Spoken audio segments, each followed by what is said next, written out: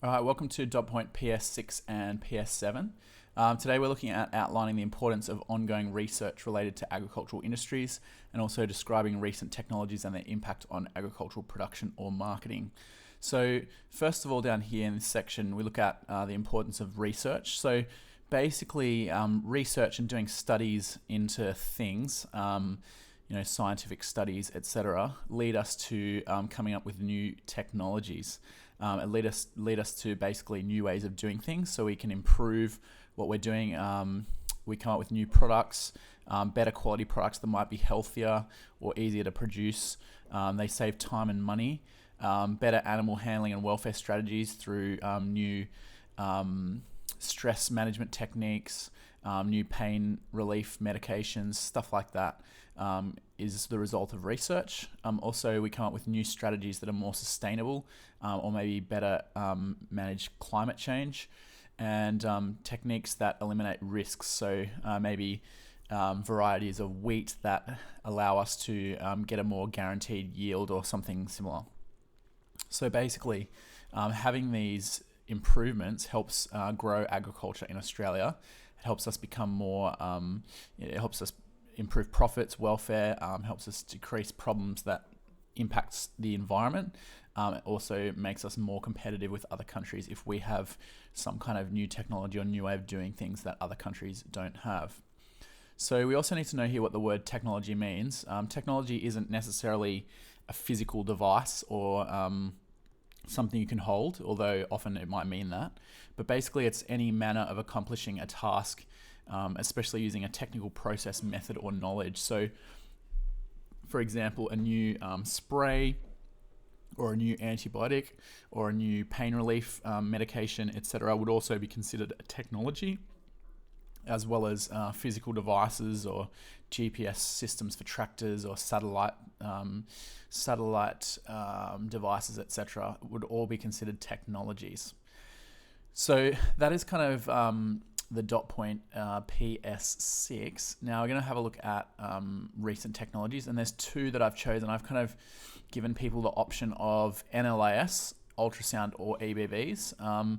Both NLIS and EBVs we do more throughout Year 12, so it'd be good to do ultrasound as well, which I have done in this section.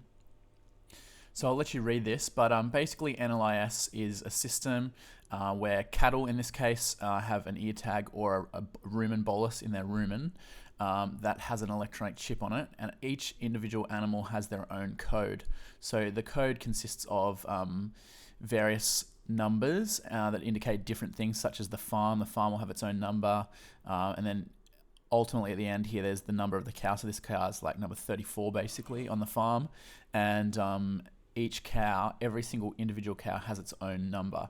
And this means that because it has an electronic chip in it, it can be scanned by something like this, which is in this case a handheld reader, but there might also be a one that's attached to a race or a gate as cattle are moving through, say being loaded onto a truck.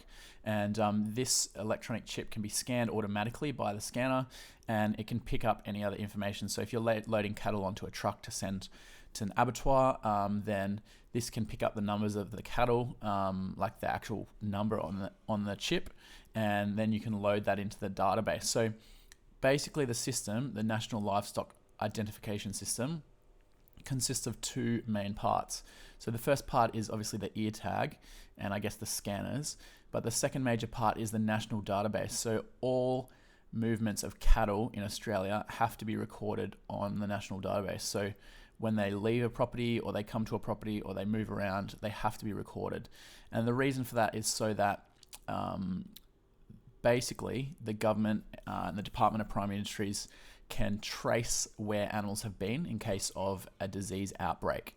There might be, farmers can also have an optional database of their own, but and that information they might store on there might be things like the age, the weight, other things, but they don't have to do that. But the things they do have to do is all cattle in Australia have to have an ear tag with a chip or a rumen bolus, and then they also need to upload tracking information to the national database when they move onto or off a property. And as mentioned, it is for disease tracking. So we'll talk about it more in a second, but there's a timeline here which you can see, which is off the internet, of the reason that it was invented. And basically, originally tracking was done through tail tags. So they would put, in the 60s, they put a tag around the upper part of the tail of the cows, and they wouldn't be very specific though. They would only indicate what property they might have come from, and they wouldn't indicate individual animals. And so everything then would have been recorded manually on pieces of paper, and obviously it would be hard to track down where individuals or animals had been, or basically impossible to do, and it certainly wouldn't have been able to be done quickly. And so over time, what's happened as the technology's improved, we've come up with the NLI system, which means now that every single cow in Australia, we can know where it has been and when. And so basically, obviously, if there's an outbreak of a disease, the Department of Primary Industries, etc., can trace it back very quickly, basically immediately. If they know the number of the animal, they can work out exactly what cattle have come into contact with that cow and where those cattle are now, and they can quarantine those animals to prevent further disease outbreak. And so really the reason why it was invented was because of brucellosis was a disease that caused identification to become a big issue in the 60s, 70s and on. And then in the late 90s was when NLIS started to be implemented, and obviously now it's mandatory for cattle, and it will soon be mandatory for sheep in New South Wales as well, and Australia. So the effect is, for the producer anyway, they have to pay $1 to $3 roughly per animal for the ear tags. The scanners can cost hundreds to thousands of dollars depending on what you're buying, and then the farmer, however, has increased efficiencies because they don't have to record this information manually anymore. It can all be done automatically. In terms of markets, it improves the speed and accuracy under which disease tracking can occur, and then markets, particularly overseas markets, can have confidence that Australian beef is disease-free compared to other countries which do not have such an advanced system. And then in terms of consumers don't really know about NLIS directly, but there are various companies that sell beef, and particularly overseas places that buy our beef, where you can basically do paddock-to-plate tracking of beef. Because we have the NLI system, you can kind of tell where animals have been. In terms of discussion, advantages, disadvantages, obviously advantages we've already mentioned a bit there, so you can have a read, and then disadvantages I mentioned in regards to the cost. In terms of assessing the impact of the technology on beef cattle production, it's been very effective. We have the best system in the world in terms of tracking of cattle, which means that we have a good reputation for reliability and being disease-free. So you can also read that, but basically you need to say something about it being quite effective. The second technology here is ultrasound. Now, you probably know something about ultrasound already, but basically it's a machine that has a screen, and then has, in this case, a kind of wand or a handpiece, which is placed in different locations. In the case of cattle and ultrasound, it's either placed on the outside if you're measuring muscle, and this one would be measuring the eye muscle in a cow and working out how big the eye muscle is. It can also be inserted in the rectum of the cow in the rear, and check for pregnancy. So obviously it's a high frequency sound, which is showing kind of different types of tissue such as bone and muscle, etc.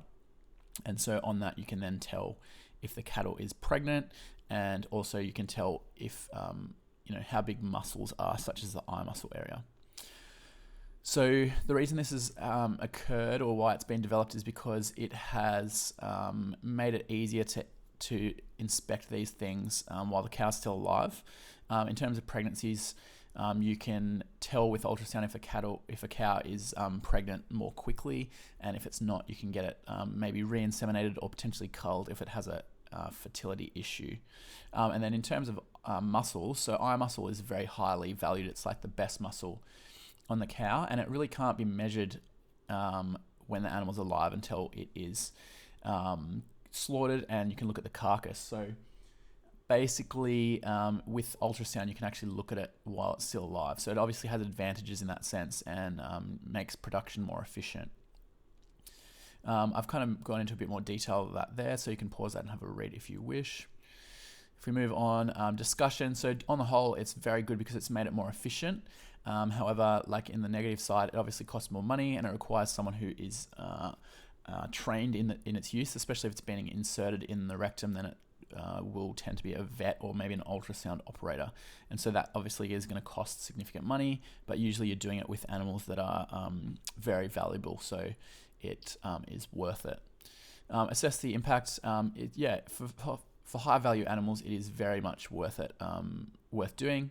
And so basically, I've said here, it is very effective. I've given you a sample answer here for straight out of the HSC marking guide. This is an example here. It's got two technological advances. I've actually listed two different ones here. It's only 2 marks, so it's given you kind of 2 options. Obviously, this is the one we've done. DNA testing there is an example as well. And then I've written you a sample answer here for the 2015 question.